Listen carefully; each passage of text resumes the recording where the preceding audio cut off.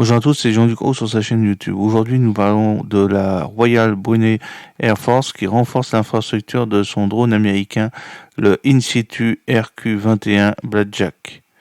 Le 23 août 2024, la Royal Brunei Air Force, la RBRF, a organisé une cérémonie de pose de la première pierre de la base aérienne de Rimba dans le nouveau bâtiment dédié à son escadron de systèmes aériens sans pilote. Cet événement marque une étape importante dans le renforcement des capacités opérationnelles du RBFR. Cette cérémonie a été présidée par le général de brigade Dato Seri Pahlawan Maud Sarif Din Dao Balata Ibrahim, commandant de la RBFR, et a été suivie par les hauts responsables du ministère de la Défense et de la RBRF, dont le secrétaire permanent adjoint du ministère de la Défense et le directeur par intérim du développement des services de travail. La nouvelle installation jouera un rôle crucial dans le soutien des opérations de l'escadron de systèmes aériens sans pilote, qui comprend l'utilisation de 5 drones In-Situ RQ-21 Blackjack dans des missions de sécurité et de surveillance maritime. La cérémonie a débuté par la récitation du Doa Selamat par le capitaine Muhammad Wali bin Alif Mahidi de la direction religieuse des forces armées royales de Brunei, le JAMAAT, suivi d'un exposé sur le projet. Le nouveau bâtiment d'une superficie totale de 2272 m² comprendra diverses installations telles que les bureaux, une salle de conférence, des salles de simulation, des salles de séminaire, des entrepôts et des espaces de travail. La structure sera située à proximité de la caserne de pompiers RBF existante de la base aérienne de Rimba. La construction du projet a commencé le 17 janvier 2024 dans le cadre du 12e plan national de développement et devrait être achevé d'ici mars 2025. Le principal entrepreneur du projet est Alce SDN BHD.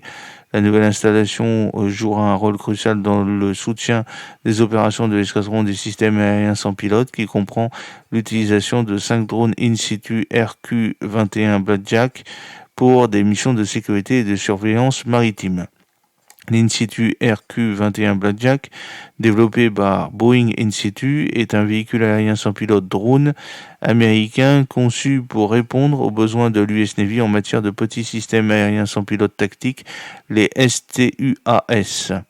Son premier vol a eu lieu le 28 juillet 2012 et il a été introduit en avril 2014. Le Blackjack est un monoplan bipoutre monomoteur conçu en complément du Boeing Sky Eagle.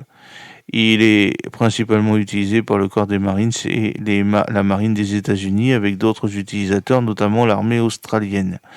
En 2017, environ 109 systèmes, chacun composé de 5 véhicules aériens, avaient été construits. Le RQ-21A Blackjack est conçu pour des missions de renseignement, de surveillance et de reconnaissance ISR, capable de transporter diverses charges utiles, notamment des caméras jour-nuit, des marqueurs infrarouges et des télémètres laser. Il a une envergure de 4,9 mètres et peut transporter une charge utile de 18 kg avec une autonomie maximale de 16 à 24 heures selon les modifications.